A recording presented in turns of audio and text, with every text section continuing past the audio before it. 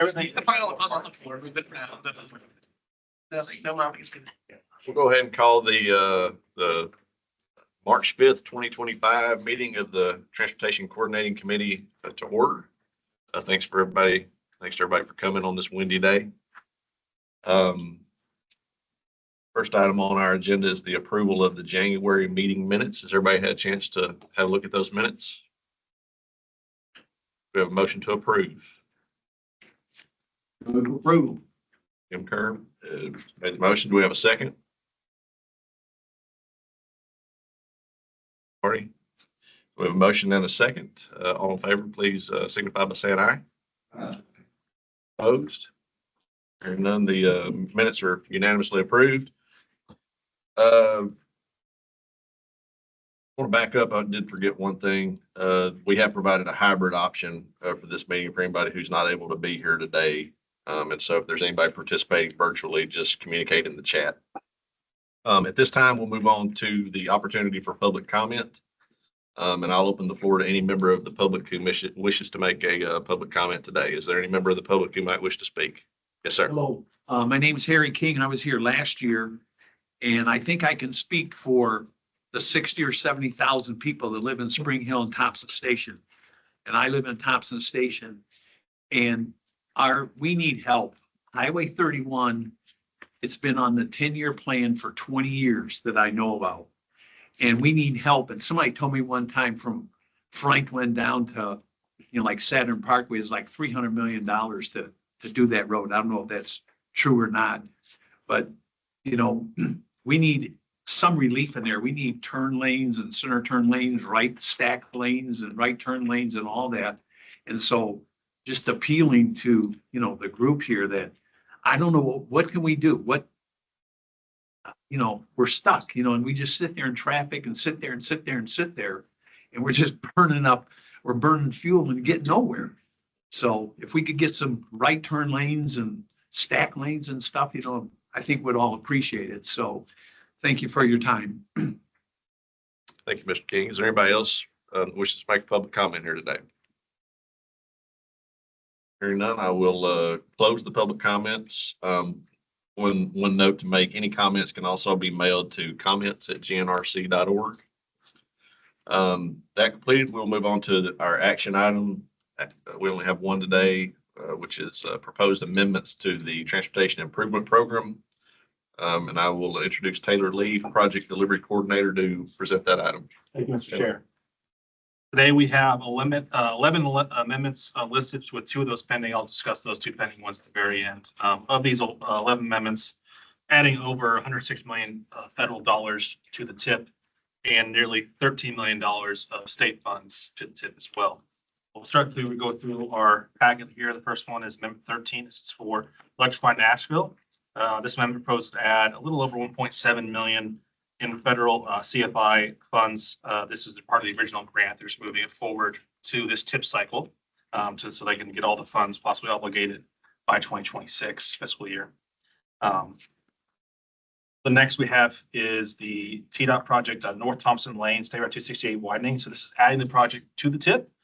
It's adding a little over 101 million federal SPG dollars to the TIP. This project had been in previous TIPs.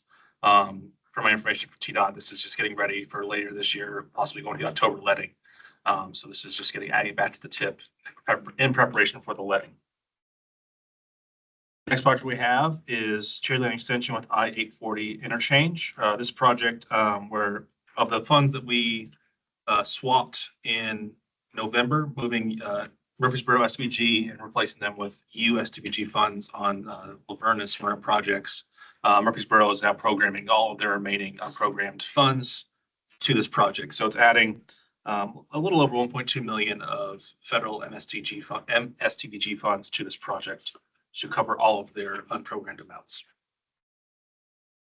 Next is the East-West corridor, which is the Albert Gallatin Hatton Track extension with Gallatin. This is just adding back to the TIP approximately $400,000 of federal SPG funds to cover construction cost overages. The project was originally not included in this TIP because it was fully obligated in the last TIP, or just adding back in to cover these cost overruns during found out to be in the construction phase. Next, we have the vehicle replacement for Van Pool for Williamson County and the TMA group. This project is proposes to move all their funds to fiscal year 25 implementation phase from the current tip, and also adding an additional $300,000 in FTA 5307 funds that were previously uncommitted to the tip as well. Next, we have the next 4 amendments are actually all for MTA, RTA. They're to incorporate some Improve Act Transit Investment Grant Program funding that they received awards for. So I'll go through each one of these. Number 18, which is the Donaldson Station Transit Center. This is adding approximately $4 million FTA 5337 funds from another tip page 2985-126 to this year's fiscal year 25 implementation. Additionally, $5 million of state funds from that recent grant award have been added to the project as well for fiscal year 25 implementation. And that project that we're moving funds from, we've done as a modification. It is due to the different levels. You don't see it in this amendment package because it didn't require an amendment to move those funds. It's tip page. Next, we have number 19 is MTA building rehabilitation. This is the MIAP building. This is adding $1.6 million of state funds from the Improve Act, same award bucket that they recently received award fund, to fiscal year 25 implementation. Number 20, this is a new project. This is Dickerson Transit Center. This is adding roughly $5 million of state funds to the tips. There's no federal funds at this time. I'm assuming just in case federal funds are needed in the future, we want to make sure it's in the tip. So it's a lot easier to access those federal funds. The total project cost will be roughly $30 million at this point. And the last of the listed amendments in your packet is the WeGo Central renovation. This is adding 1.2 million, a little bit right around 1.3 million of state funds to the project to fiscal year 25 implementation, and an additional almost 1.5 million of 5339 funds to fiscal year 25 implementation that were not previously captured in the tip. So that brings up all the ones we have in the packet. The last two will possibly be Portland. So you see Kirby, there's 2 amendments we have listed. So Kirby Road and South Russell in their 3R improvement program. This is similar to what we did to Columbia a few cycles ago, where they split off a project from that they already had, they were using their 3R page for, or basically a zero out 3R page and create a new project. So that's why there's the dual kind of amendment, because of the amount of money changing. So that'll be establishing a resurfacing project for the city of Portland. We're just waiting for more information. If we do have it by the 9th of this month, we'll be able to include in this amendment cycle, and we'll send updates to the TCC board as well. That meets our public participation plan for the 10-day public review and comment for the TPB. But that's all I have, Mr. Chair, for the amendments. Okay. Are there any questions from the members for Taylor? Any items proposed for amendment?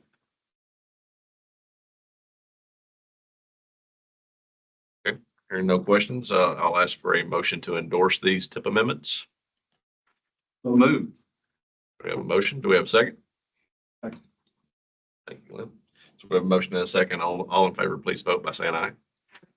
Anybody opposed? Okay, hearing none, that stands as approved. That concludes our action items here on the agenda. Now we go on to the informational items. And I will introduce, in case we don't know him, Michael Skipper, Executive Director of the GNRC. Thank you, Mr. Chair. Good morning, everyone. Good to see you all. I'm going to, as part of this informational item, kind of walk you through our process over the next several months to update the regional transportation plan. I've included in the slides, which are available online at gnrc.org/slides/TCC, the downloadable there. But I've included some of the background slides that we've already looked at several times, just so you have a complete picture when you do download the slides or want to share it locally with your board member. But just as a reminder, we are updating the 25-year regional transportation plan that's required by federal law. We're required to look 20 years into the future, produce a fiscally constrained plan of proposed improvements that would be seeking federal funds over the life of the plan, or be improving essentially the major roadway network whereby federal aid or federal interactions may occur, or where we're improving routes that might improve or hinder the productivity of the federal aid system. So this all sort of background information. The plan itself will not only include a list of fiscally constrained projects, but also speak to how we selected those projects in a way that help us reach our regional goals and objectives in terms of improving transportation mobility across the region, and how those proposed projects are aligned with state and national objectives for the use of federal transportation dollars to improve quality of life across the U.S. and Tennessee and our region. The current plan is available online at gnrc.org/RTP or /transportation or /Mid-10 Connected. It's fairly easy to get to. There's two versions of the plan. There's about a 30-page glossy version that sort of brings to the forefront highlights of some of the forecasts that we are predicting for 2045 and the years in between 2021 and 2045, as well as the high level overview of the investment package that was included into that plan. There's also a more technical version of the plan that's broken up on the website into chapters. I'll share with you the naming of those chapters in a minute so you know what's included in the plan itself. There are also technical appendices that get into the weeds and some of the methodologies that we use. We're going to preview some of that today as we set up some county workshops that we want to do with you all over the next few months. And then there's also an online interactive map where you can find information about the specific projects that have been itemized in the plan.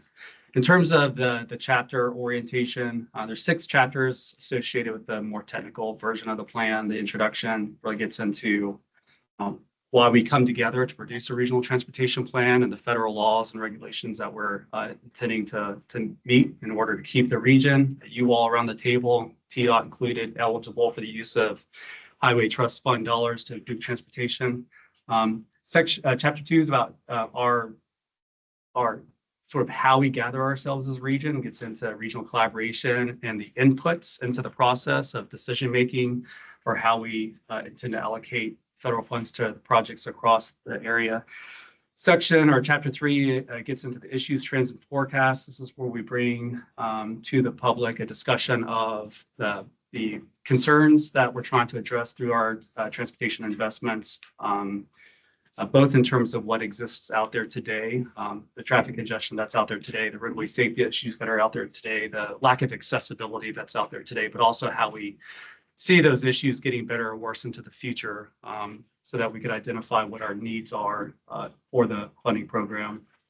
Chapter 4 is our policy guidance. This is where we lay out our goals, objectives, and the strategies and the actions that together as a region and then individually as individual players in carrying out the plan, what we intend to do over the next 25 years to improve transportation and to carry out the vision of the plan.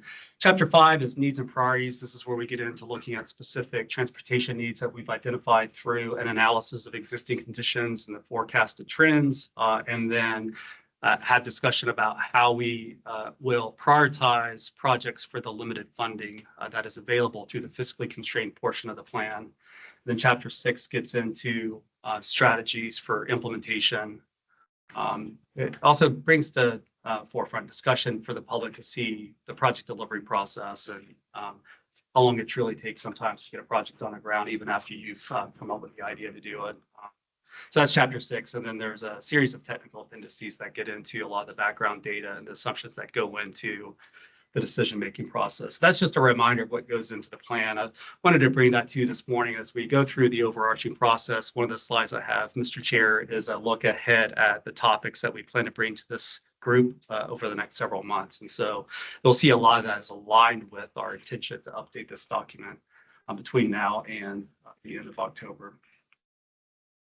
And then lastly, I just mentioned this, there is an interactive map at gnrc.org/maps/2045 RTP where you can zoom in and out and study the projects that are included in both the fiscally constrained list of the plan as well as the unfunded needs that were left on the table after we allocated that budget that we had forecasted through the year 2045. So I think most folks around the table are familiar with these tools, but I know there's a lot of new faces since we updated the plan last time. I think one of the best things to do as you participate in the planning process for these plan updates is to familiarize yourself with the current plan.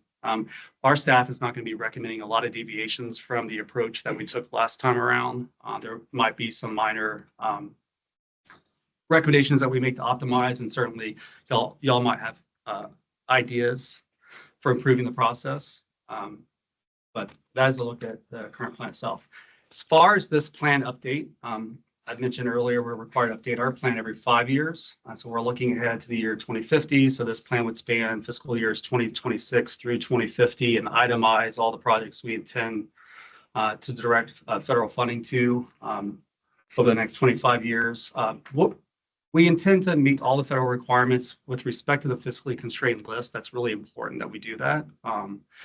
But with this plan update, we want to put emphasis on those unfunded needs and really do the type of case making and the illustration of our vision that is necessary to convince lawmakers at the local, state, and federal level that more resources are needed to address our transportation needs. And so the resources that we're putting into the pot for the production of the plan will be heavily weighted to making sure that people are left with an appropriate impression of what we need to be doing for transportation, which is far beyond what we think we can afford under current law and allocations of funding sources. So that's one of the biggest objectives that we have with this plan update. And there's a lot of activity happening across the region right now, a lot of local planning, a lot of planning being done by TDOT on some projects that are bigger than our typical projects in the state of Tennessee. So the Choice Lanes project in the I-24 corridor, the Choose How You Move implementation. These are bringing possibilities to us that we haven't had before. And the last thing we want to do as an NPO program is to get in the way of that local planning. We want to figure out how we can use this plan update process to help you all engage with the public, but also give you a platform to move those projects forward as they're defined through your local planning process. And so that's another core key objective that we have this time, is just to make sure that we are appropriately nested with each other versus duplicating efforts and confusing the public and the stakeholders in terms of who's on first when it comes to transportation planning across Middle Tennessee. So timeline, this is a little bit updated since the last time we shared with you the timeline, largely around the county level workshops. So we have the call for projects. I'm looking at the orange boxes on this timeline. We're in the call for projects phase now. That'll go through the middle of this month. We've added another month to the interactions with you at the county level. We'll be convening the jurisdictions within each county. That would include the municipalities, county government, any of the transit agencies that are operating within that county, and TDOT, to have a conversation, three rounds of conversations along the way. So we've added additional month to the time frame for this kind of level workshops. But essentially what you see here is that the process to update the plan started a couple of years ago. We've been working on analyzing base year conditions, building the models that would forecast future year conditions. The modeling should be getting wrapped up fairly soon. Under the staff report, we have a reminder of a request that we put out to you a couple of months ago. We need your assistance to help us wrap up that modeling. We've onboarded several consultants to help us conduct technical studies and perform analysis and produce policy recommendations that will feed into the actual document itself that we're going to be working on between, say, March and January of 2026. But our goal here is to get TDOT a first draft of the plan that meets all the federal requirements, including that fiscally constrained project list by November. And that meets the deadline that they gave us to make sure that the state and the federal agencies can get through their review and comment process so that we get all of their questions answered and comments addressed in the version that will be released for public review and comment in early 2026, so that we can have that adoption hearing at the March 2026 Transportation Policy Board meeting. So that's overarching timeline. This is a more detailed look at the topics that we plan to bring to you all throughout the year, actually out to March of 2026. You'll recall we took formal action with the Transportation Policy Board in January to issue the call for projects. So as you look at this table, you'll see a couple of these items are italicized. That's where we'll be looking for official endorsement or adoption as we go along the way, just to make sure that we have these milestone moments where we're all agreeing to what we're looking at before we take the next step in the process. But anyway, January 2025, we issued our call for projects. In February, we provided training on how to use the project application system, which has been recorded and distributed. And of course, Max Baker is your technical contact if you need any help getting your application submitted. If you need any help understanding project details, Daniel and Taylor and the rest of the team can help you with that. But Max is your go-to if you have any technical issues with submitting applications. I will say that the biggest hiccup when you're going to submit applications is if you include special characters in your project names, the system is likely to reject that. So just try to scrub it from, your project titles. Scrub out the special characters, and you shouldn't have any technical issues there. In March, we're going to be providing, we are now involved with the Transportation Policy Board in a couple of weeks, an overview of our process and the milestones along the way that we're going to be working towards. In April, having the call for projects wrapped up and having given our staff time to sort through everything that you've submitted, our plan is to bring to you at your April meeting a list of all the candidate projects that would be vying for a spot in that regional transportation plan and the new transportation improvement program that we're working on. So when I talk about RTP update, I've said this before, but I'm also talking about an update to our TIP, which is the short range component of our RTP. In fact, when we submit the draft plan to TDOT by November, we also intend to submit to them our draft TIP through that would be the 2026-2029 TIP. So just keep that in the back of your mind that when you're filling out these applications, you're also making sure that the projects that you need to be considered for the new transportation improvement program are part of that process. But in April, all that to say, in April, we will have a list of all the projects that have been identified as needs that need to be considered for the RTP for discussion with you. And that's where we'll kick off those county level workshops. I'll talk about those in a little bit more in detail in a minute. In May is where we'll be asking for this committee and the Transportation Policy Board's endorsement of our policy framework. This would be a document that outlines our guiding principles, our goals, our objectives, the performance measures that we're going to use to track progress through the implementation of the plan, as well as define the nomenclature that we'll use to delineate the recommendations in the plan, the difference between a project or a strategy or some other form of action that the region could be taking to address its transportation needs. So the policy framework will be an action item for you in May, along with the financial assumptions. So this would be our production of the revenue forecasts. We will share with you our methodology for determining future year revenues to include how we've accounted for increases and decreases in funding levels by grant type or local or state funding sources. So we'll have essentially our budget for the plan to present to you in May. Also part of that conversation will be our recommended assumptions for how to address inflation so that we can get to year of expenditure cost estimates for the projects. So as you're applying for projects, what we're really seeking you to do is give us those estimates and like present day dollars, and then we'll present to you in May our methodology for inflating those costs to year of expenditure. We won't apply those adjustments until we know exactly where those projects would be scheduled in the plan. But in terms of our approach and the methodology that we'll be using to do that, that'll be on the table for you all to have feedback on in May. And then in June and July, we'll be bringing to you a series of presentations related to the needs assessment. So really digging into the model output in terms of where traffic congestion or roadway safety issues or accessibility challenges may exist in some cases today, but certainly out into the future. So we know what, spatially speaking anyway, where we're trying to address transportation deficiencies. We will also have our initial results from the project evaluations. I'm going to preview that a little bit this morning, but we'll really get into that in the county workshops. But we'll share with you the candidate project list with the initial project evaluation results.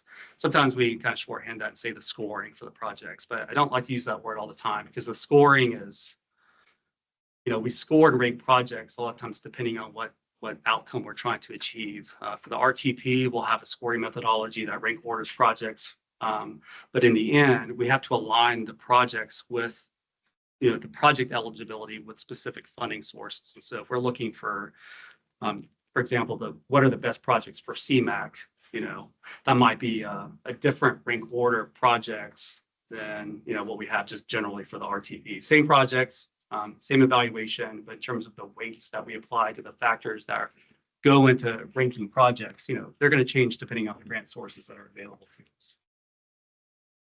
And then in August, we will have, and we're going to be relying on consultant assistance for this, but the base year cost estimates ready for all of the projects that you've submitted. In most cases, if you're submitting a project application to us that has recent preliminary engineering done, or just it's recently through the engineering environmental review process, and you have a really firm understanding of cost estimates, we're not going to be looking to replace that with a better number. We might seek to validate it, but otherwise, what we're really looking to do is bring some resources to the table to come up with some reasonable estimates of cost for projects that are still largely conceptual or in the planning phase. That's what we'll do in August. And then September, be the first look at our recommended list of funding priorities. And so this is where we take essentially the evaluated projects sorted by the ranking system that we'll be using, and then seeing how far that budget that I just talked about, the forecast of revenue, how far down the list we can get with that available revenue. So that'll be first look at that in September. First look at the draft plan will be in October for this committee. It'll be presented to the Transportation Policy Board at their November meeting, so we can get this off to TDOT for the review. And while TDOT and the feds are Federal Highway Administration and Federal Transit Administration are reviewing the document, we'll be having continued conversations with you all about the projects that were left out of that fiscally constrained list, those illustrative needs, and what can we be doing in terms of proposing strategies or policies that can help bring more resources to the table to get those projects done. We'll also be having conversations with you about implementation strategies. And so we'll continue to work while TDOT and the federal agencies are reviewing the draft document. We'll have their comments in January, February, be very close as we get up to the deadline for releasing this for public review and comment, but we've been able to negotiate that fairly well with the state and federal partners the last couple of cycles. It gets us to plan adoption at that TPP meeting in March. So that's a look at the upcoming topics. It's a busy schedule, a lot of activity. And we certainly want to make sure you're comfortable not only with the pace, but with the information that we're providing at each of these meetings. And so I think dialogue between meetings, between members who just need a little bit more information from us is completely justified. So reach out to us in between meetings if there's something that we've brought to you at a meeting that you have questions about, but just didn't get the question out at the meeting. Pause here for questions, comments, reactions, Mr. Chair. Look like a plan. Do you have any questions? Okay. Ronald? Yes, sir. It's ultimately the budget that gets amount that gets approved in the RTP. It'll be based on our forecast of federal. It's primarily going to be based on the formula distributions from Federal Highway and FTA, based on current, basically based on what we're going to forecast, some rate of increase in base year funding levels, and then we'll assume the state and local matching funds will be available, and then there's been some additional dedicated funding put into place that will roll into the budget. Of course, that would be earmarked specifically for the plans that funding is intended for. The current plan was a $10.5 billion budget, and that was a forecast of future federal revenues and all the state and local matching dollars. 10.5 million or billion? Billion. Billion. Yeah, we're about $250,000 a year in terms of allocated funds historically. Now that's changed a little bit recently with the Transportation Modernization Act infusing some additional funds into the TDOT budget, and then I think there's another $1 billion that's on the table right now in the governor's budget. So all that is new information since the last time we updated the plan. So hopefully that our overall budget is a bit over $10.5 billion, but I know it's still going to be far short of what we need to address all the needs that are being submitted by you all, TDOT, and the transit agencies. For context, we also benchmark against other regions and their fiscally constrained plans, and the three peer regions that I like to use when talking with groups about our level of spending for transportation. Austin's fiscally constrained plan is 2-to-1 per capita in spending than ours is. So twice the amount of money per capita in that region. Atlanta is 3-to-1. Denver is 6-to-1. So, we're pretty pretty minimally invested historically in terms of dedicated funding for transportation here in Tennessee. The Denver 6-to-1 is driven a lot by their RTD sales tax for transit, which generates $400 to $600 million, depending on how the economy is doing. That's one funding source in Denver that is bigger than our $250 million that we're investing in federal, state, and local matching dollars currently in our region. So there'll be a lot of discussion about how well we're funding transportation relative to peers as we're looking at our financial forecasts. Good question. Want to give you a sense of the things that we're going to be focused on in-house versus where we've asked for consultant assistance. So in-house activities, we're working on the policy framework. So that's a role that we'll play to facilitate conversations amongst this group, the policy board, and just all the stakeholders and the public input that we've received directly or indirectly through your efforts to arrive at those goals and objectives for the plan itself. We'll be crunching the numbers in terms of the needs assessments of the base year conditions and the forecast. We'll be looking for to quantify what the challenges in front of us. We'll be doing the revenue forecasts. We'll be conducting the project evaluation and prioritization. And then once we've got our fiscally constrained project list, we will also assess that package of projects in terms of system level impacts on the environment, social, cultural resources, our economy. And then we also maintain a congestion management process. So we will assess how well the collection of projects that are being proposed are addressing, to the extent possible, mitigating congestion across Middle Tennessee. As far as consultant activities, this is not a fully complete list, but some of the more important activities that we have underway or about to get underway. We'll be using consultants. Every cycle we'd like to do attitudinal surveying of the population, just get a sense from them, a sort of random sample surveying of attitudes and opinions that exist across Middle Tennessee. The consultants will be helping us benchmark our financial assumptions and forecasts against peers, states, and peer regions. We'll be using the independent nature of consultants to do the project cost estimations. Relying a lot on resources from TDOT in terms of unit costs. We also want to make sure that we're aligned with the estimation assumptions that TDOT uses, although we will deviate from that sometimes for our own reasons, but we use consultants for that. Be using consultants for the system preservation analysis that we'll be doing. So, this is not just about identifying projects to add capacity to our network, but it's about demonstrating to our federal partners and to the state and to our local constituents that we know how much it's going to cost to maintain the system that is in front of us today and how much it's going to cost to maintain the system that we're going to be building for the future, and that we've accounted for those revenue needs in our considerations. We've done a lot on freight and goods movement over the last few cycles of the plan update. So we'll be scoping out a task order for consultants to help us get to the next step in terms of some of the recommendations that are already on the table for improving the delivery of goods within the region, but also facilitating that external to external flow of commodities that flow through our region because of the U.S. interstates that converge on our region.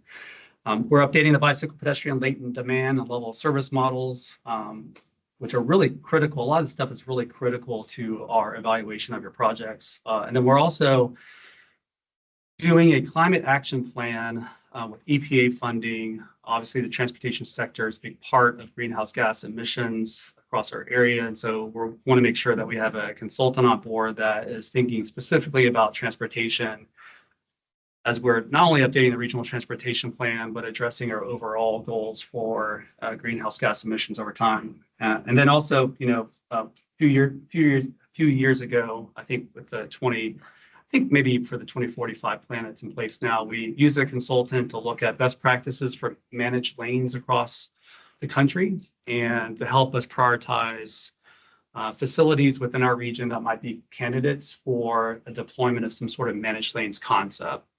Choice lanes being an example of a managed lanes concept that might very likely be implemented in the I-24 corridor. But there are other concepts in other corridors. And so this is some work that we will do with the consultants to provide some sort of frame for us to think about doing something more creative with our major roads across the region.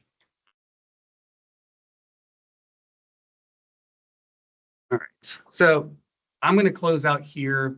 Now just zooming in on a couple parts of the process, the call for projects, just a reminder, those are due March 14th. Some of you have questions about that.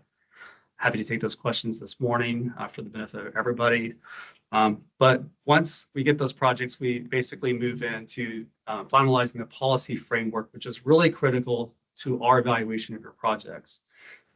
So I've already talked about the policy framework document, but in this document will be, and you can see the current policy framework right now on the website, the screenshot of what that looks like, but it includes the purpose and the authority of the NPO process, the Transportation Policy Board, the shared responsibilities of all the partners across the region and represented at this table. The policy framework also acknowledges the emerging issues. Many of them have emerged, they're not emerging. The issues and challenges that we're trying to address, which are not simply getting people from A to B as quickly as possible. Our own aspirations want more than that, but the federal planning factors that I referenced earlier also require that we're looking beyond sort of the best transaction between A and B on the roadway network. But this is the document that will have our guiding principles, regional goals, objectives, and measures. The document will not only define the nomenclature so we all understand what the words mean in terms of the difference between a goal or objective in the context of the RTP, but also establish what they are for this plan update. But we'll take that policy framework and then build out our project evaluation process. It starts with goals. So the 6 goals in the current plan are on the screen. A lot of these are pretty obvious to many of you.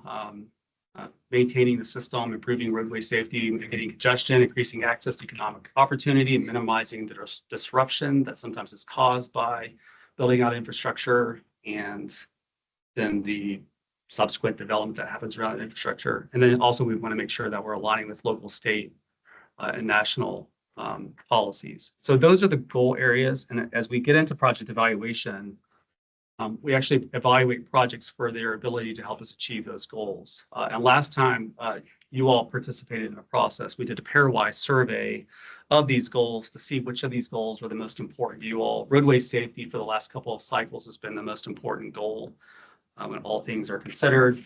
So you see on the screen the weights that we used. So roadway safety was 30% of the total, if you think about a scale of 100, 30% or 30 points out of the 100, we're going to be dedicated to the category of roadway safety. So we're evaluating your projects for how well they're improving roadway safety. You're trying to max out the number of points that are within that category. But roadway safety and state of good repair, the top 2 goals, and then congestion mitigation, economic opportunity, or second, sort of that second tier, and then minimizing disruption and aligning with plans was, we're at 10% each. We'll have a similar effort with the TCC to evaluate the relevant, are these weights still aligned with our priorities or do they need to be tweaked? But that's the gist of it, right? And then in terms of how we evaluate your projects for their ability to address these goals, there's a ton of data that we're looking at within each of these categories, and the screen is just showing you a sampling. So for example, roadway safety, the way you achieve points through this part of the process is to tell us that that's what you're trying to do and demonstrate that what you're proposing to do will actually improve roadway safety. But we're also looking at just the background data. So are you proposing a project in a high crash area? And are you proposing improvement that can address the reasons why that is a high crash area? So there's just a lot of analytics that go into this. Quantitative measures of the conditions around your project go into the scoring, but also the qualitative assessment. What you're proposing and how well our staff thinks that you're going to be able to achieve the objectives that you're seeking out to do. And this will be an interactive process. So our first view of your projects and our assessment of what we think can be accomplished will be shared with you, and you'll have an opportunity to react to that. And that's part of the point of these county-wide workshops. So again, each of the goal areas will have a list of individual elements that go into the scoring. We've got a massive spreadsheet model that will pull all this together. In terms of the sources of data, that we use for the scoring. It comes from three sources: the application information that you're submitting to us, the conditions and trends indicators, that this is the sort of the numerical quantitative assessment of conditions that we can measure, and then the qualitative assessments that our staff is doing. So those are the three sources of information that will get rolled up into producing the project scores. And then when it comes down to it, your project's going to have a score. The score in and of itself isn't necessarily the end of the line in terms of determining where it ranks as a priority. The last time around, what we did is grouped projects into one of 5 priority tiers, right? And so what we mean by that is we had what we called 5-star projects. These were the big regionally significant projects we know the region needs to be doing. Some of these projects are not actually going to be submitted by local governments and maybe not even by TDOT. This is where, as a group, we identify a need for a project and try to figure out how to move this project forward. And I'll show you what those are here in a minute. Those are known in terms of the current plan. We put then in the next tier of priorities the projects that we're already investing in. So unless a project has a fatal flaw, needs to be kind of kicked out of the process because of some complicating issue, we don't want to abandon the investments we've already made in infrastructure and the projects that you have underway. So projects that are in the TIP with obligation and expenditures, regardless of how they score, they're going to be in that 4-star ranking just because they're existing commitments that we need to fulfill our obligations for. And then 3, 2, and 1-star projects, I'd say there are probably no bad projects. So even if you're a 1-star project, it's not necessarily the implication that it's not a good project. It's just those are the tiers that are essentially where new starts projects are vying for federal, state resources that have been made available through the financial forecasts. And that's where the score really begins to matter. So if you've got a project that hasn't yet started, we're going to compare it against the other projects that are being submitted, and those projects that are doing a better job achieving the regional goals will be in that top third, and then that middle third and that lower third. So, yes, sir. Yeah, just a real quick question. So, when we're doing the applications and we're kind of setting the horizon, let's just say we set it for the 2030 horizon, or we set it for the 2040 horizon. If it scores really well, because we really don't know what it's going to score like until after all this stuff's calculated and everything. So if we have a project that is further out on the horizon, not the 2030, that might fall in the new tip, would that then move up potentially, or have the opportunity to go to the 2030 into the tip? Does that kind of make sense? Yeah, no, it does. And I really appreciate that question because we haven't really explicitly talked about your approach to answering that question. And you should be answering that question from the not trying to guess where it might fall in the rankings, but the realistic nature of your project to move forward. Is it a short-term project because you've already done some work on it, or because it's an immediate need? That's the way I would think about it. I would answer that question. There's no right or wrong answer as long as it's based on your best guess of when the project's either needed or becomes a viable project to do. And then the sequencing in terms of the schedule of projects across the horizon will be a blend between that information and the availability of funding. The bottom line is most of the projects in our current plan that are in the 2045 horizon, you probably all identified as short-term projects. It's just you're waiting on the revenue to be available out to the last year. So if you can answer the question strictly from when does it make the most sense to have this project on the ground, then we can blend it with the availability of revenue and discussions down the line. Thank you. When a lot of times when we'll be producing handouts along the way, we're going to be focused on, we'll go back to the screen here. And a lot of this is available online in the technical appendices, but we'll rarely publish like the score itself. That is just a distraction. We'll be producing the tier, identifying the tier for the project, and then we'll do a simplified illustration of how well that project performs in each of the goal areas, just to kind of keep us focused on the big picture. The score does matter, but it can be a distraction sometimes as we go through the process. Okay, in terms of the 5-star projects that are in the current plan, You see those on the screen. So the downtown interstate loop upgrades and modernization, that was essentially identified as really the biggest priority. I mean, it's the elephant in the room. And the NPO worked with TDOT and some other partners a few years ago to look at, we did some micro simulation of a couple of, pretty creative ideas to try to figure out how to improve travel times through downtown Nashville. We actually had a scenario where we were able to preserve 2025 travel times. I think I remember what horizon in the future, but preserve present day travel times, 10 years from now without adding capacity, just by thinking of, consolidating interchanges, thinking about getting local traffic off of the interstates before they get into the interloop area. So we were able to simulate that there's a lot you could do with some lower cost projects to improve travel times through the loop as ideas for consideration as we continue to negotiate with TDOT, what ought to be done with, the big bottleneck in Middle Tennessee there. But that was one of the big 5-star project priorities. And then the east-west corridor commuter rail upgrade. So just trying to get that Music City Star East corridor leg, to be fully optimized in a way that was supporting not just commuter trips, but other types of trip purposes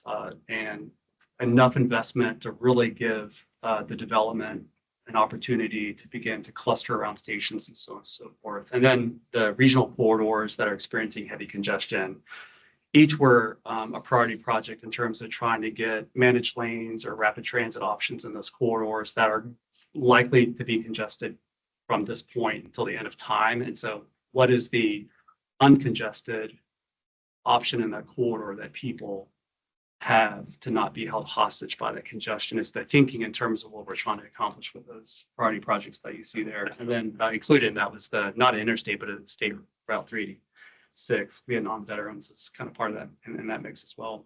And then we also had some programmatic investments in policy areas like active transportation, transit technology, transportation for the disadvantaged, buckets of money for roadway safety improvement. So we'll also stow away money for more smaller scale projects that are better identified as you go through plan implementation versus 25 years in advance. So that was a look at the 5-star projects in the current plan. And I'm going to wrap up here, Mr. Chair, with just a preview of these upcoming workshops. I know there's a lot of questions. We can get into some of those today, but round one in April, so shortly after the close of the call for projects, we'll be basically pulling together the partners within each county to look at what was submitted and give everybody an opportunity to describe what they're trying to accomplish, make sure we're seeing what you are submitting, making sure we just understand what it is you're asking for. So as we get into project evaluation, we have not just your application, but a little bit more narrative from you, but that you're also sharing it with your neighboring jurisdictions and with TDOT in the room. Because I know part of the challenge with submitting applications is, especially for projects on the state route, is you wondering if TDOT's going to submit a project for that improvement or if you should, right? So I think you should submit the project, but we can use these meetings to reconcile which project would be the chosen project for that quarter to move forward through the process. So that's April 1 is kind of going through the candidate project list, having conversations with each other about what's been submitted. We'll talk a little bit more about the evaluation methodology in more detail. And then round 2 is in July. This is where we will be sharing with you the preliminary results of our evaluation, giving an opportunity to let us know that we might have missed something that you anticipated that we would include in that evaluation. But what we're trying to do is get everybody comfortable with how, so that project priority list, so that by the time we get to that September presentation and with the board, that all that stuff is buttoned up.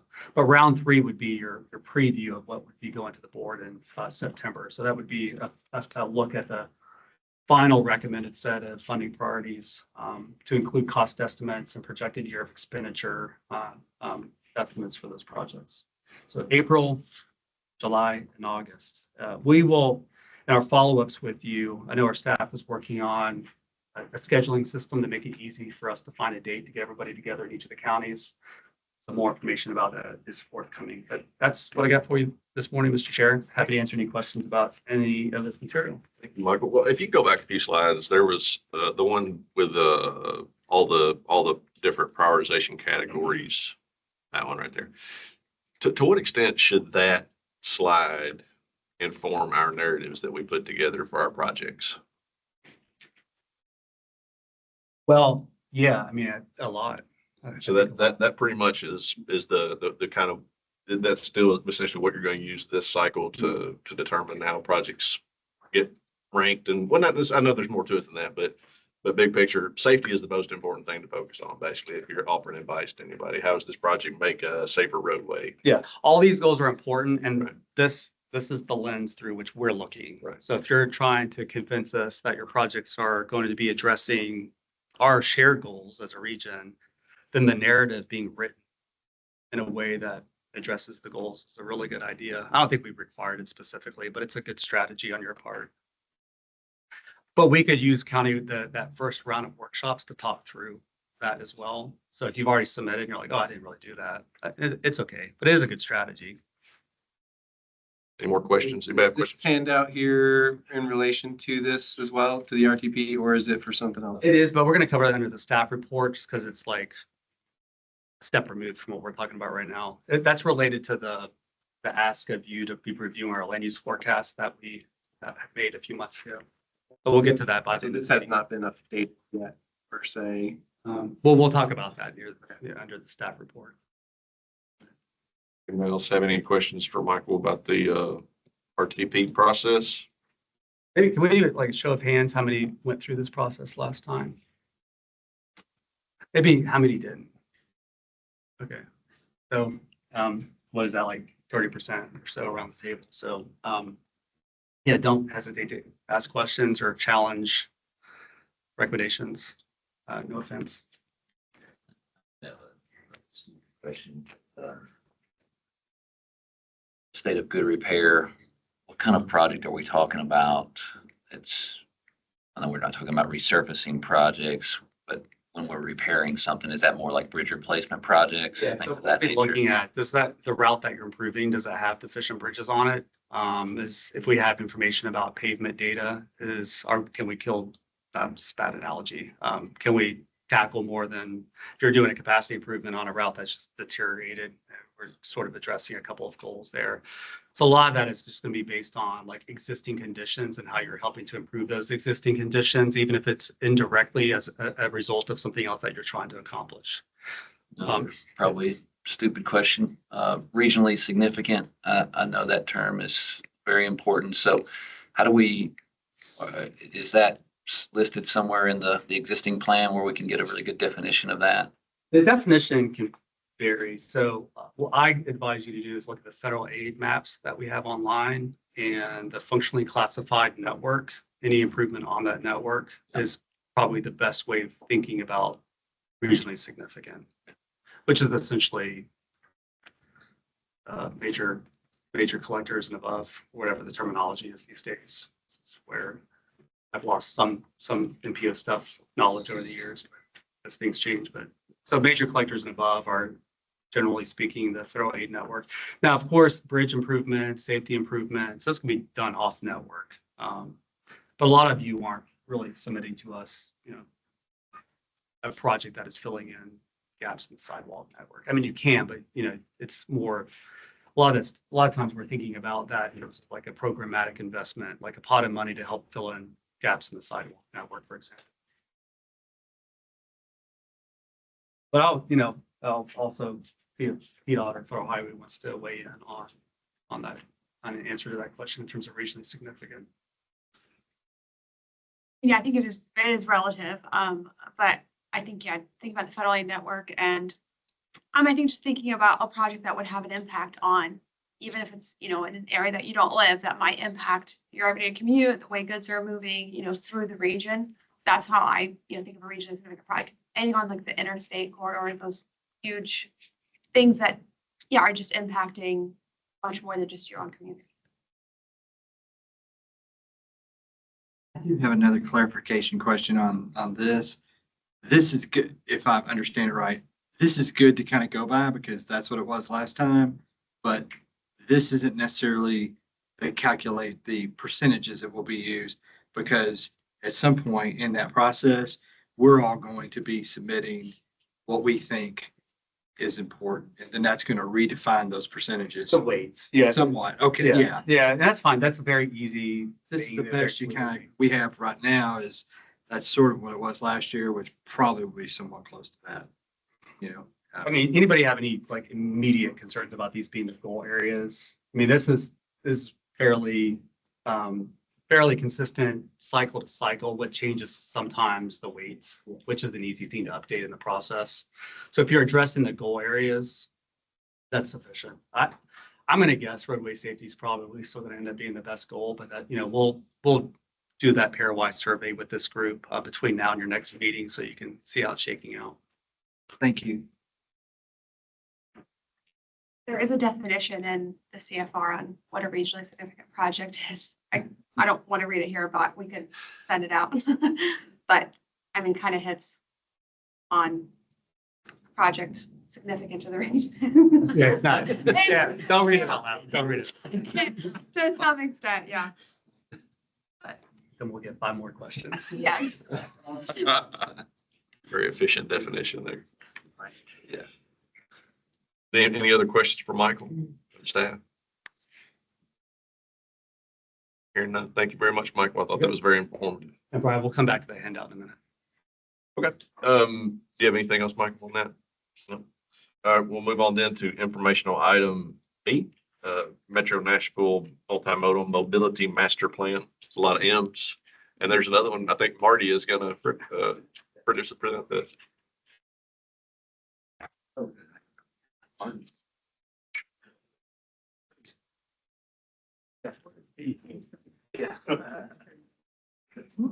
right, good morning again. And I'm Marty Sewell, the Transportation Planning Director for NDOT, and thanks for the opportunity to give a brief update on where we are with the multimodal master planning effort. And I'll dive into a little bit of the details, but this is a fairly high level overview. But Bill Randall from WeGo is going to step in when we get to the transit section and detail some of those components of the work. Starting off though, this is a combined effort of NDOT, the Metro Planning Department, as well as, who am I leaving out? WeGo, did I say all that? Metro Planning, WeGo, and NDOT, that's 3. So those are the 3 I was supposed to mention. But we, at the planning, at Metro, or NDOT, we have all these Metro Planning, but it's National DOT. So just getting the acronyms right is kind of a challenge one for us sometimes. But we had started this conversation about scoping a multimodal strategy planning effort about 2 years ago.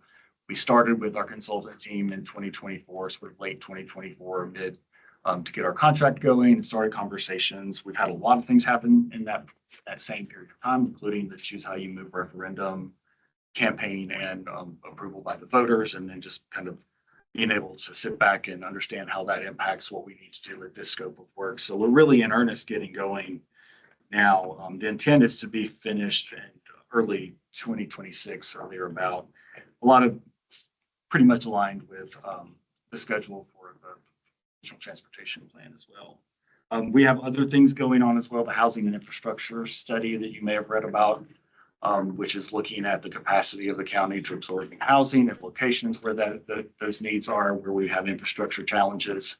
And then we'll be looking at how that associates with the actual demand and population growth. And all, again, that is aligned with regional transportation planning efforts. And Plan to Play, which is our parks master plan update, is going on in pretty much the same time as well.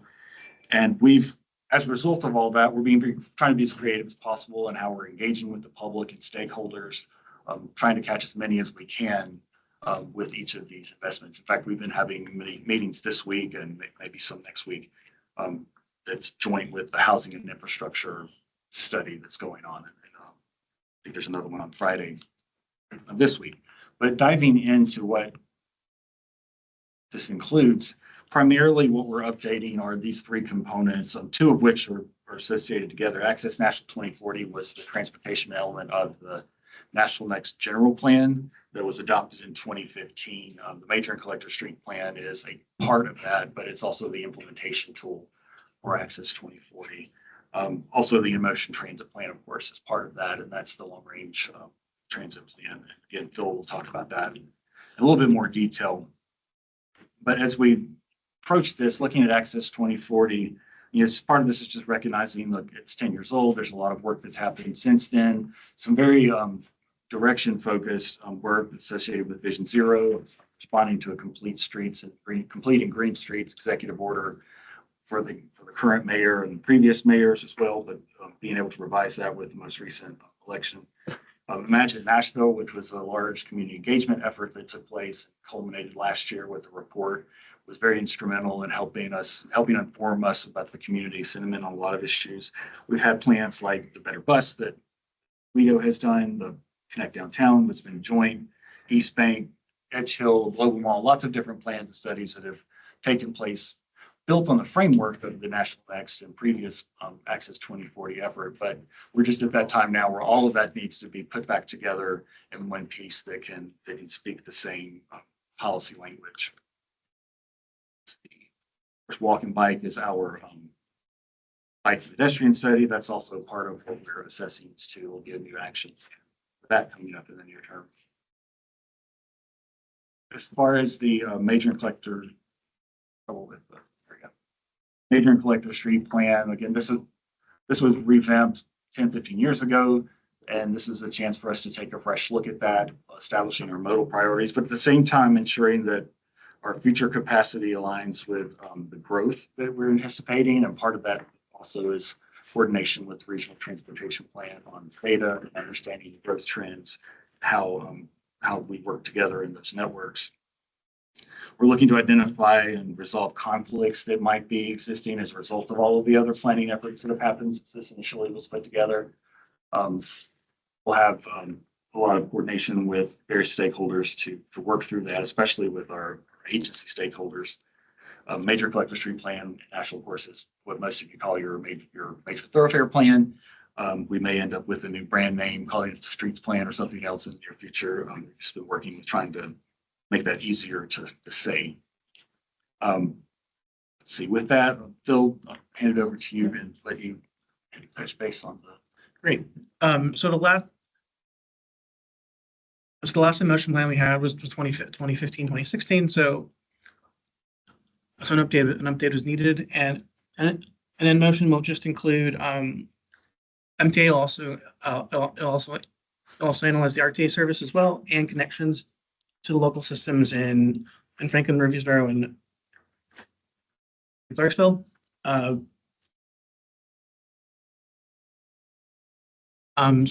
I'll go over each of the bullet points real quick.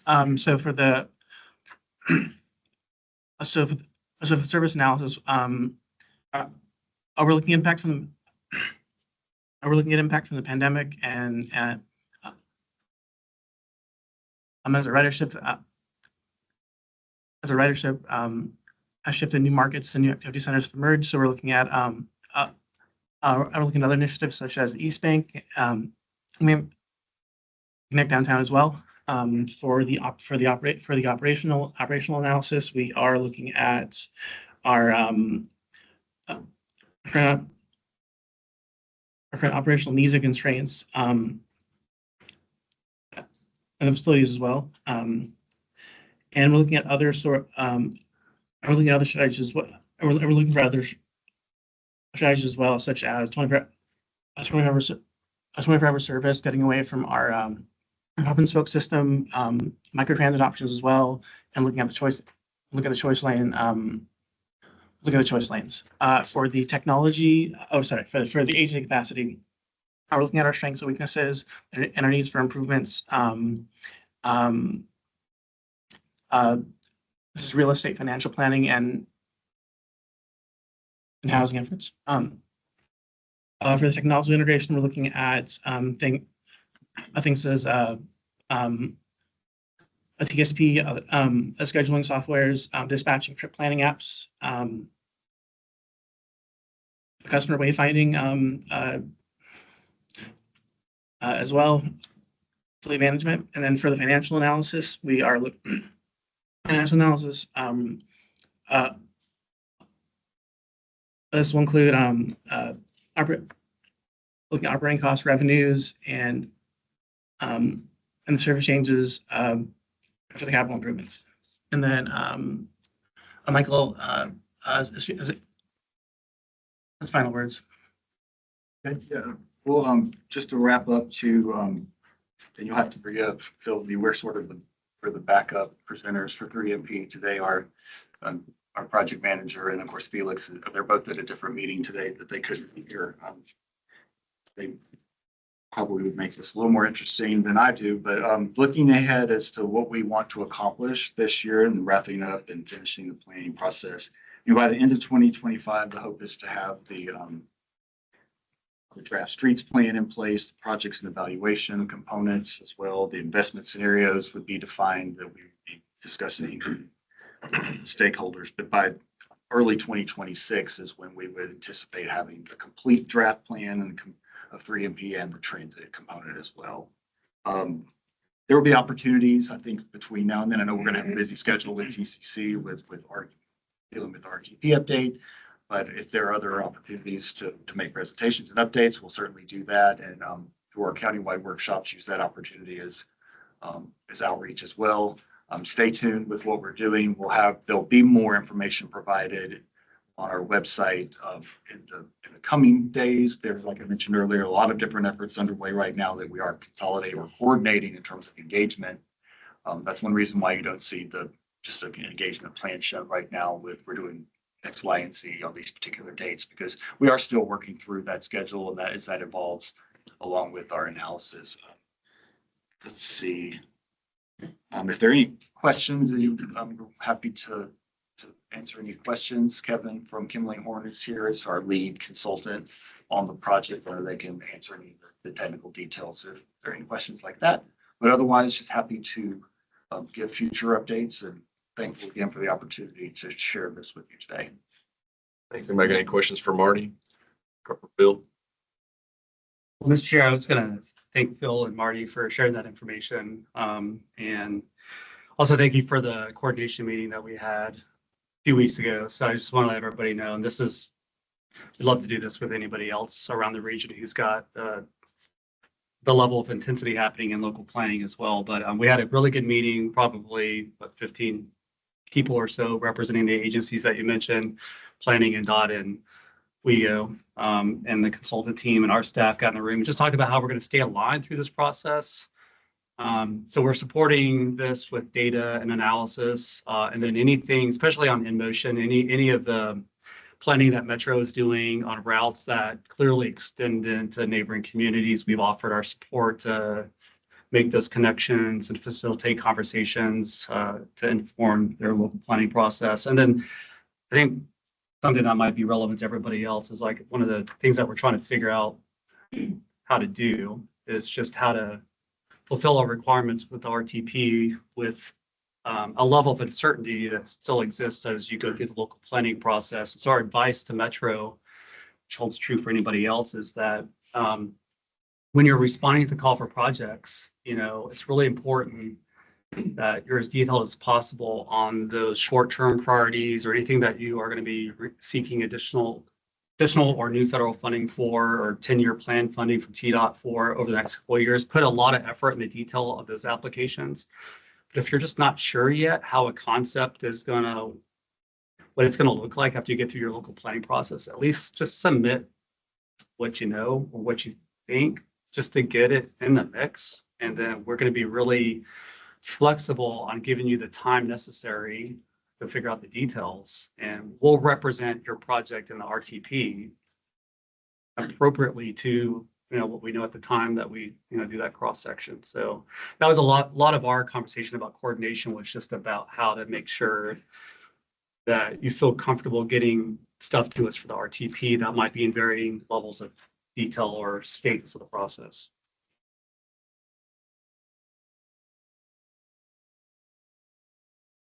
That concludes our informational items, and we'll move on to the regular reports. The First regular report is the federal report. Melanie, is there anything interesting going on with the federal government nowadays? I can't think of one. I just wanted to quickly touch on, at least one thing. Yes, there's a lot going on at the federal level.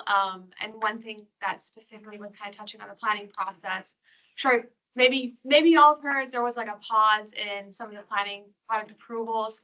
Most importantly, affecting this MPO would be STIP approvals or TIP approvals, and same with UPWP approvals. So if there's an amendment happening that needs federal approval, those are going through an administrative review. But we did get last week on Friday, we get notice that that administrative review is suspended. So we're moving ahead with approvals, how we always have, reviewing them just at the division level and, providing feedback as we need to, approving them if we can. Obviously, all of that's happening essentially how it's always been happening. So that was the main thing I wanted to touch on. Everything else I know about as much as probably everyone else does. So as we receive more guidance on other items, we'll definitely be able to tell it to y'all. But I'll take any questions though, if there's anything specifically y'all want to touch on. Do I have any questions? Well, Melanie? When the Safe Streets for All NOFO will come out? not gotten Yeah. any indication on that. The Safe Streets for All grants that were awarded with the last cycle, though, you're still progressing through contracting as As of now, any grant awards that were made that we haven't that we don't have a signed grant agreement on, those as of now are paused, to make sure they're kind of aligned with the priorities of the administration. And we've gotten no information on per se when they're moving forward. I think probably just rather than putting Melanie on the spot too much of this stuff, if anybody has any questions about federal grants or anything like that, maybe email. comments email. at Well, federalhighway.com. maybe there could be a consolidated email or something to you guys, because I know you probably don't have a lot of new information right now, so that's understandable. Sure. All right, we'll move on then to the next report, TDOT report, Mr. Story. Yeah, thanks for having me. Y'all mentioned state of good repair, so I'll lead with that. We are in the middle of pothole patching season. So we put in, for those that like numbers, 720 tons of hot mix asphalt potholing here recently. A big focus on interstates. So apologies, we have had to do some daytime pothole repairs if your community's been caught up in some traffic, but we are catching up with that. The other new sort of thing that we're doing that you may have noticed or may have not noticed as you hit some bridge approaches. We're doing a new approach where we do some foam injections and where some of our bridge approaches had settled. So hopefully if y'all have had some problem areas in your communities, you're seeing some improvement there that we're getting out quick and fixing some of those. Reminders, we talked about, working together. We do have online we as TDOT are attempting to be more and more transparent. So we do have posted, of course, our 10-year highway program is out there. We also have a new, our pavement program is out. It's just been updated. It's just been posted. Really welcome everybody as y'all are looking at projects to review that list. And then I'm happy to talk and coordinate if you have anything that overlaps with those resurfacing projects. That's online. 3-year safety program and our bridge program, which is both. All these other programs are primarily state routes. Bridge program is both state routes and our off-system bridges, so local roads. So they're all posted on what we're planning on working on in the next 3 years.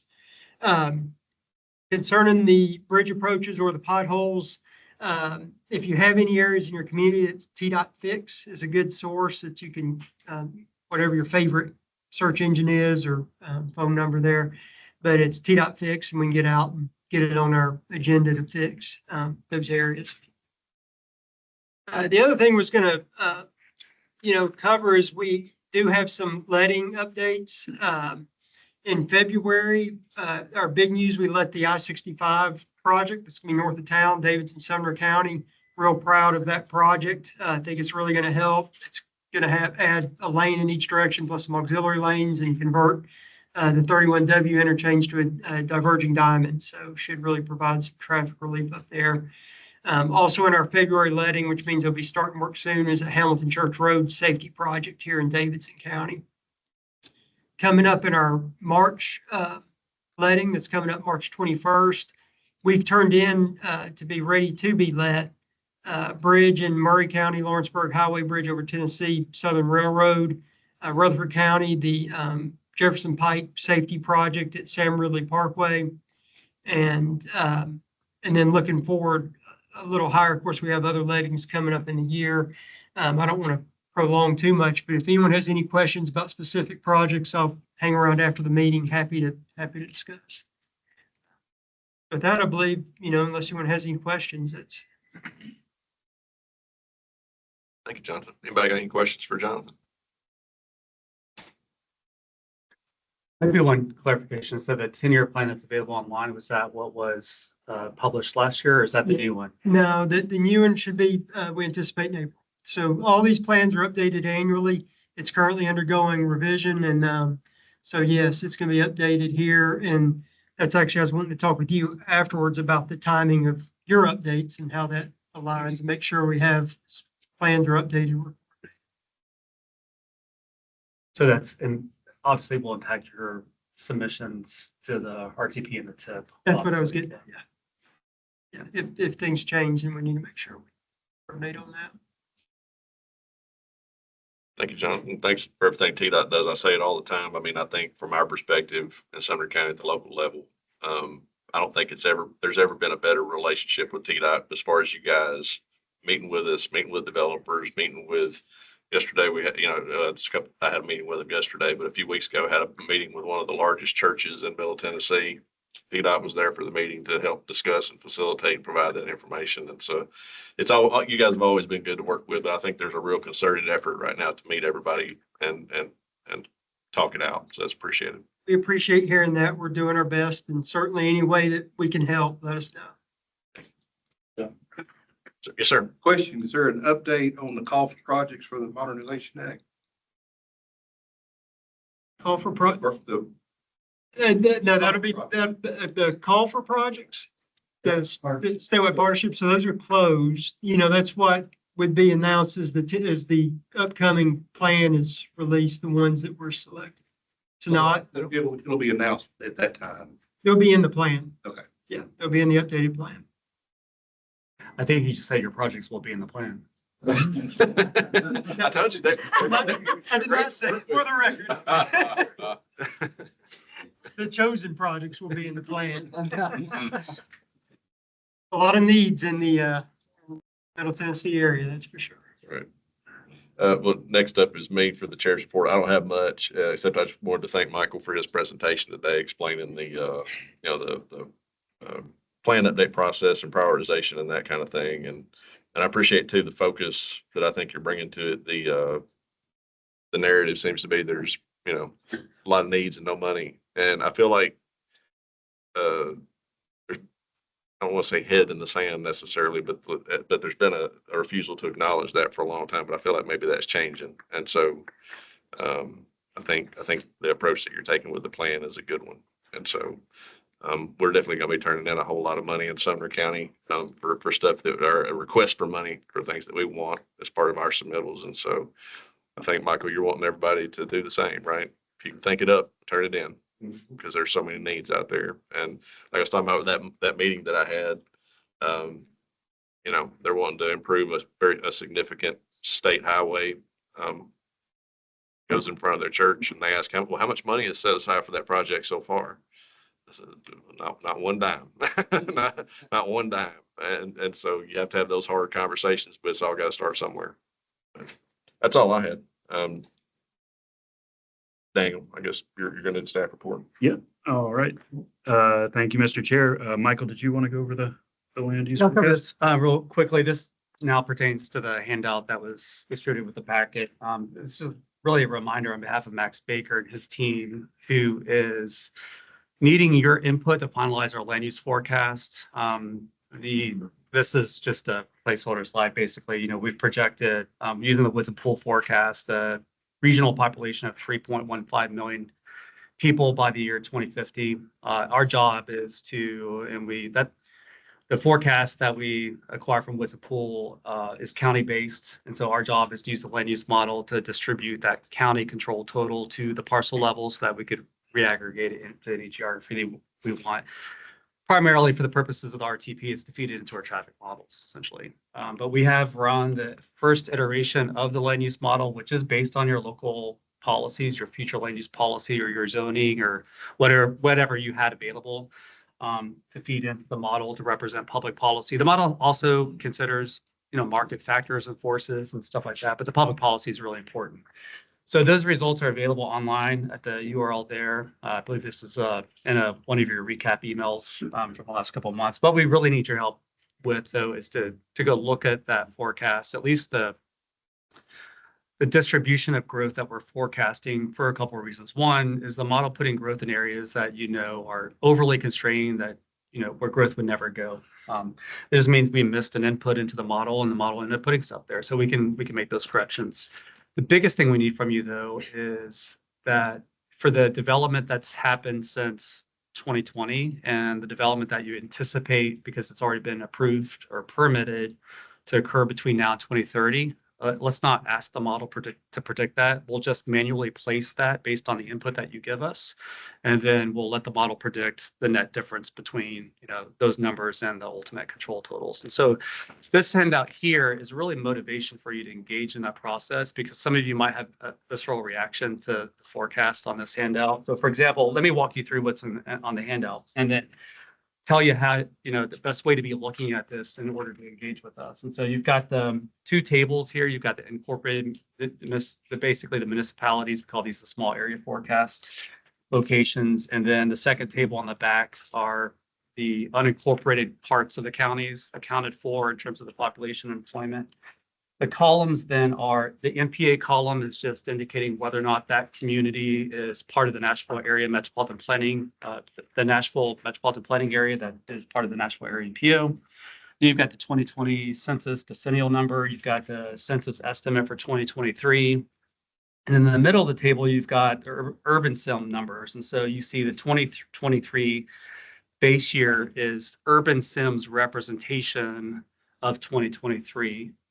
And we're comparing that to what the census is estimating for 2023, right? The model, we try to get the model to predict the base year condition.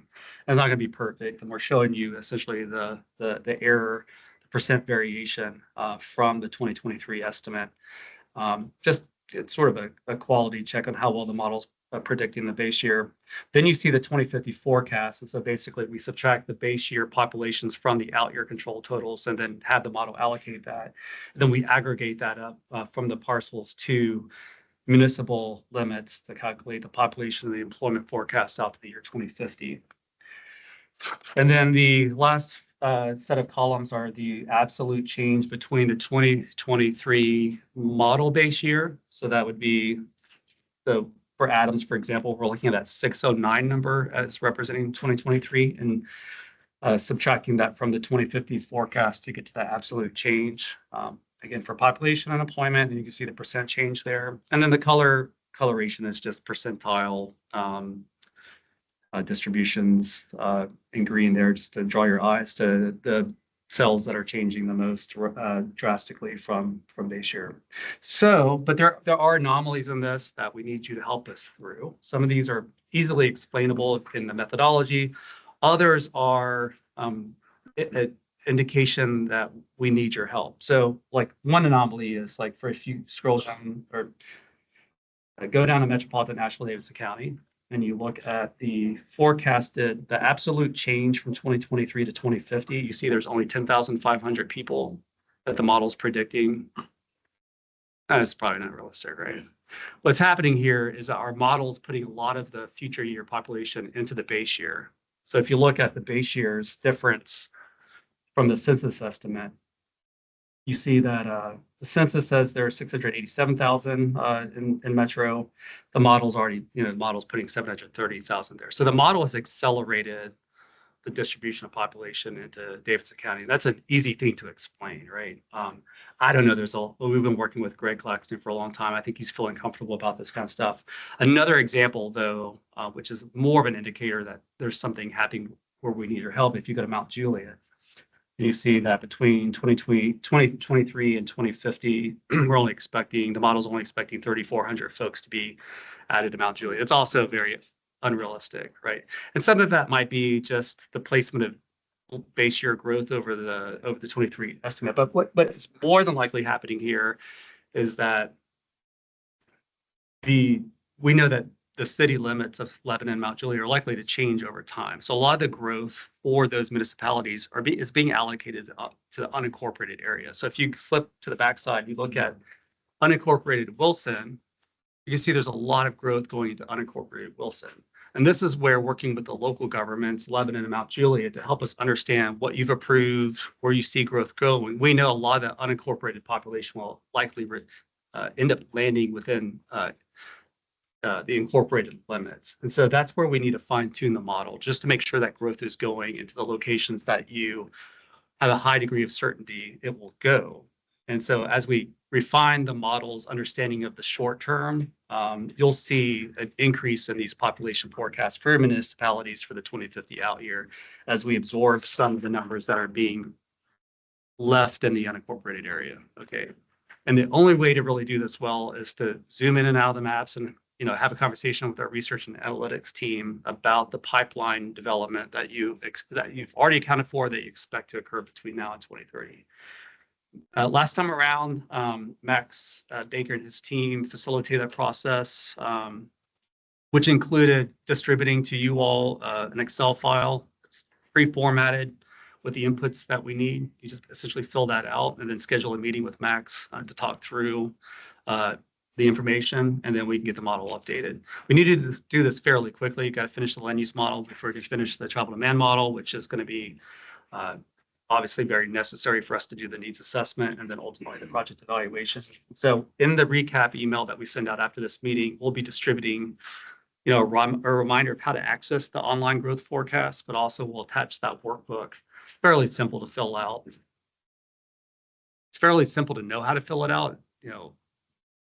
It could be difficult to fill out if you've got to, depending on the quality of records in your municipality for permitting and stuff like that. So, well, we do ask that you fill that out fairly quickly. In terms of timeline, we'll spell that out in the email as well, so you know what the target deadline is. But we're hoping this is going to change. We ask that you don't distribute this as being as representing our forecast for small area for municipalities, but it hopefully is a motivating factor for you to, in the limited time that you have right now with everything that you all have going on, to sort of motivate you to make sure that the next version of this is a lot more realistic or what you should expect. I think that's all I got on this, Daniel. And for the tip status report, I'll turn it back over to Taylor. Thank you. So this is not a whole lot different. We saw the TPB in January. So hopefully we have, just as a side, and by the time we get to TPB again, we'll have the latest obligations for February, maybe early March. We can update that. But to give just a slight overview, as the slide says, we're 56% way through the tip period as of January, and 56% of our funds have been obligated. So we're on track now to meet the current obligations. Obviously, that was a big boost at the end of last fiscal year that kind of brought us up to parity. So far, we've kind of stayed there. So that's good. Obviously, we want to keep ahead of that. Do this unobligated balance we have kind of in the past. So, but that's where we're at right now. We have a list of obligated projects, and at the end, we don't have any currently funding opportunities that are listed. So usually we have a couple there to highlight, but none this time.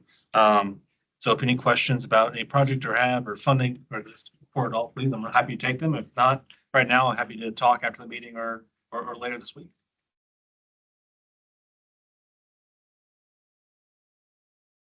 We will move on to the local dues estimates. So we recalculate these estimates annually. We worked with the board in early February to create the dues schedule. You can find it online at gnrc.org/finance. The GNRC base dues, we are recommending a 1 cent increase to 44 cents per capita. And that generates the required match for the aging planning, economic development, for state and local and federal agencies. MPO specific dues, we are recommending a 2 cent increase to 30 cents per capita. And this again, similarly generates the matching funds for the FHW and FTA funds, which have increased over the years. Did I miss anything on that or any questions? No, just the pro tip to find this, it's going to be on the left side of the page. We go to gnrc.org/finance, and there's a 2-page document that precedes the actual table that shows the rates per community, the amount per community. But that 2 pages that precede the table, many communities find that useful in terms of submitting this for their budget request in case there are any questions with the local legislative body or the administration. So just reach out if you have any questions or need any assistance justifying the dues. The MPO dues haven't increased in a few years, but the funding allocations to us from the Metropolitan Planning Funds, Federal Highway FTA that come through TDOT as a consolidated planning grant have gone up. And our policy is that we have to have dues match the required match requirement. It's an interesting sentence. Per capita number based on the latest census, or is it a projected census based on growth, or? It's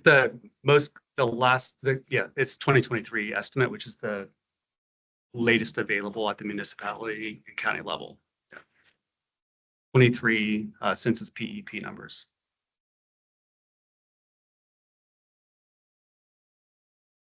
And please reach out with any questions, as Michael said. Wanted to give you a quick update on the staffing. We're growing as a transportation and infrastructure team here. First off, I'll introduce a couple of new staffers where we've just onboarded. Will Rogers is here. He is coming in as our safety planning coordinator. He's coming from TDOT, working in multimodal.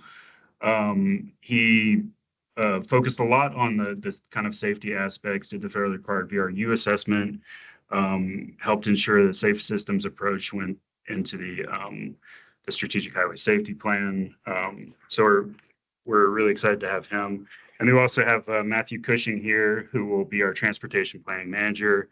He's got a long experience in a variety of transportation roles, NDOT, Vanderbilt, TDOT, multimodal and transit, and started his career long ago at the Capital Area MPO in North Carolina. So we're very happy to have his expertise as well.